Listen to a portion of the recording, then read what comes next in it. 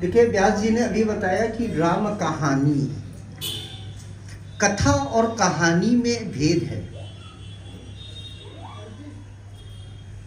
कथा और कहानी ये दोनों में भेद है।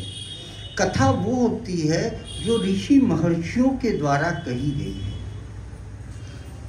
पहले तो रामचरितमानस में ही अगर हम देख लें तो शंकर जी कहते हैं कि रामचरितमानस को रचकर शंकर जी ने पहले अपने मन में रख लिया, इसके बाद वाल्मीकि जी ने लिखा।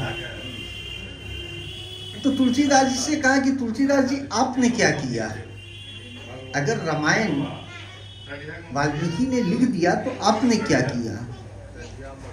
तो गोस्वामी तुलसीदास जी ने कहा कि जैसे कि मानस जो है, मानसरोवर जो है, जब शंकर जी ने रामायण को रचकर अंतःकरण में मन में रख लिया तो मानसरोवर हो गया।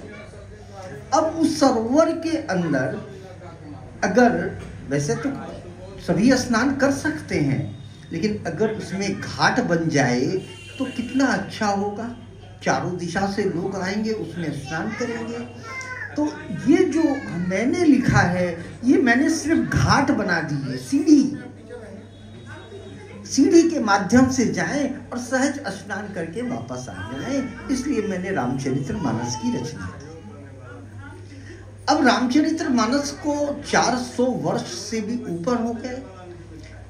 आज भी हम उतने ही चाव से, उतनी ही भाव से, उतनी ही प्रेम से, उतनी ही तत्परता से निरंतर इसका पाठ कर रहे हैं और सुन रहे हैं, और नाना संत सुना रहे हैं। एक नहीं अनेक संत हो चुके जो इसको सुना रहे हैं। आज इसकी एक नई दिशा देख से हम इस पे विचार करें तो वो दिशा ये है कि राम का जन्म त्रेता में हुआ। तो त्रेता का तो काल था वो, तो इसका मतलब ये तो इतिहास की बात हो गई, इतिहास जो बीत चुका है। लेकिन आज भी रामनवमी के दिन हम राम का जन्म मना रहे हैं। क्यों? एक बार एक व्यक्ति राम जन्म मना रहा था, तो उसने बांस से, कागज से, कपड़े से पंडाल बना के सजा रहा था और उसमें राम उत्सव मनाने की उसकी कामना से वो बना रहा था। तब तक कोई इतिहासकार वहां पहुंच गए। इतिहासकार ने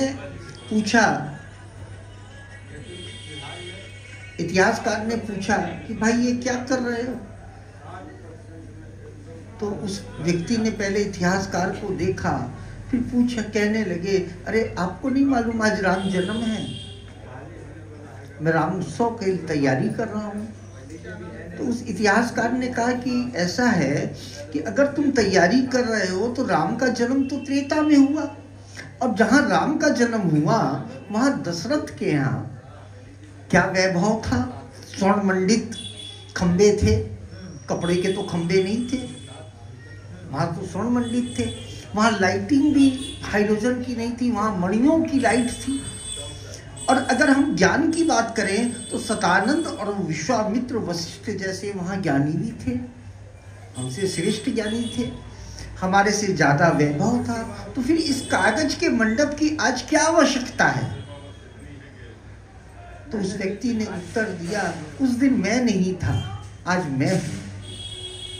जब तक हम अपने अंतःकरण में कौशल्या और दशरथ नहीं बनेंगे, हम सतानंद और विश्वामित्र वशिष्ठ नहीं बनेंगे, तब तक राम के जन्म के उत्सव की सहभागिता में हम भाग नहीं ले सकते।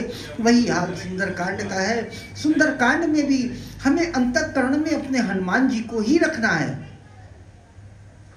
आज का प्रत्येक व्यक्ति हनुमान जी की तरह सीता जी की खोज में है। गृहस्थ आश्रम में है तो भी, संन्यास में है तो भी, और वानप्रस्थ में है तो भी। सीता राम की पत्नी, सीता विष्णु की पत्नी लक्ष्मी है, तो गृहस्थ आश्रम वाला आज लक्ष्मी के लिए परेशान है, कहाँ से लक्ष्मी आ जाए। तो वो भी तो सीता की खोज है। संन्यास आश्रम वाला अगर है व्यक्ति, सन्यासी है, तो वो सन्यासी भी सीता की खोज में है। वो योग के द्वारा उस शक्ति को प्राप्त करने की कामना कर रहा है जो सीता माँ है। अगर मैं ज्ञान की बात करूं तो ज्ञान के द्वारा भी भक्ति को प्राप्त करने की हम कामना कर रहे हैं, जो कि भक्ति रूपी सीता है। तो प्रत्येक व्यक्ति उस सीता की खोज में है, और उस सीता की खोज में जितनी बाधाएं हनुमान जी को आई उतनी हमें भी आती है। देखिए, पहले आया क्या, मेनाक पर्वत। तो हनुमान जी ने क्या किया, कहने लगे कि राम, उसने कहा कि मैं तुम्हारे पिताजी का मित्र हूँ, थोड़ी देर विश्राम कर लो। तो कहने लगा नहीं नहीं, राम काज करी मैं फिर मैं आवा, सीता कही बहुत ही सुनावा। नहीं नहीं, तो धन के लालच को छोड़ना होगा। दूसरा, सुरसा आई। सुरसा भी आती है हमारे यहाँ। सुरसा है यश कीर्ति। जब मनुष्य की यश और कीर्ति होने लगती है तो वो यश और कीर्ति के चक्कर में इतना फंसता है कि जैसे सुरसा सत जो जन ते आनन कीना, अति लघु रूप पवन सुत लीना। उस सुरसा और यश और कीर्ति से बचने का एकमात्र उपचार यही है कि लघु हो जाइए, और लघु हो जाएंगे तब आपको वो यश कीर्ति नहीं डस सकती, वो भी नतमस्तक हो जाएगी। जहाँ हम यश में, कीर्ति में, अपनी पहचान में, अपने गुणों के बखान में लग जाएं तो यश और बढ़ता जाएगा। और ऐसे ही सुरसा आई, और उसके साथ भी भगवान ने, हनुमान जी ने, फिर लंकनी आई।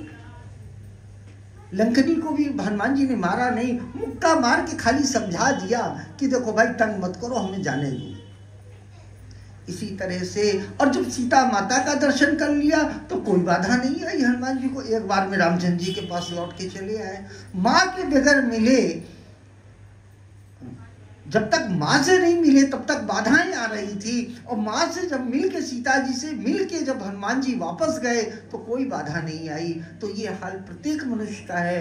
तो ये कथा है, कहानी नहीं। भजन में अच्छा जरूर लगा कहानी कि राम कहानी सुनो ए राम कहानी, लेकिन ये कहानी नहीं, ये तो कथा है। और इसको तो निरंतर मनन और चिंतन और मंथन करने का है विषय। मंथन मतलब कि अंतःकरण में जो मन है, मन हमारा समुद्र है, और इसका मंथन करेंगे तभी हमें अमृत कलश मिल जाएगा। और कथा में भी लोग सोते हैं, उसका कारण है अंतःकरण को जो विश्राम की स्थिति प्राप्त हो जाती है तो उसको निद्रा की अवस्था आ जाती है, निद्रा आ जाएगी, बैठे बैठे सोने लगेंगे। ऐसा मैंने देखा, कथा में सोते भी हैं लोग, क्योंकि नींद आ जाती है। कथा का रस ही ऐसा है, इतना मीठा है कि उसमें नींद आनी ही आनी है। जहाँ जी आ गए।